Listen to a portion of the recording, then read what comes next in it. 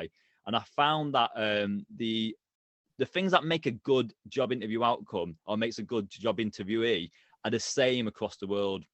So I flipped the research to make it appliant for the applicant. So what can the applicant learn to have a successful job interview? What is it they need to be doing in that job interview to be offered more job roles? And there's 3 key rules for a successful job interview.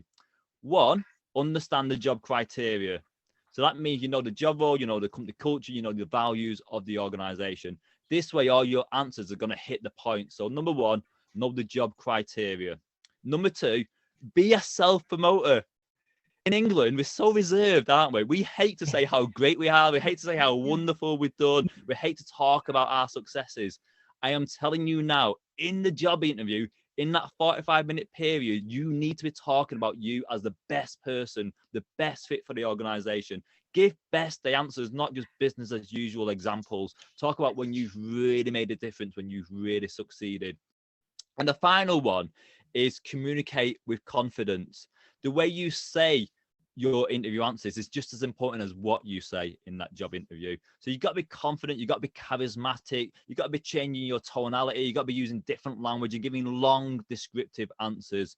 So identify the job criteria. Yeah, so just be yourself, talking about like kind of motivation. The 2 things that motivate people is pain and pleasure. You're either motivated by pleasure, so you kind of want the big goal, you want the dream house, the money, or to be happy or successful, whatever it is. So sometimes you're drawn by the pleasure, and that's like your carrot. You know, you want the carrot.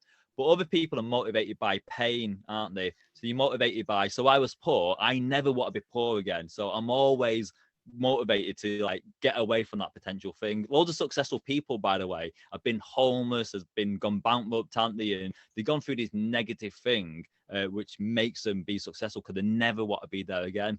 But what you find is a lot of people sit in the middle of that pain and pleasure. They just got enough to get by. They just got enough happiness. They got, the job's okay or whatever. But what you sometimes need to do is push yourself to that pain or to that pleasure point, because that motivates you to take action. When you're sat in the middle, you're kind of just too comfortable. So if you want to take action, think about what motivates you, pain or pleasure, and then use that. Use the carrot or use the stick.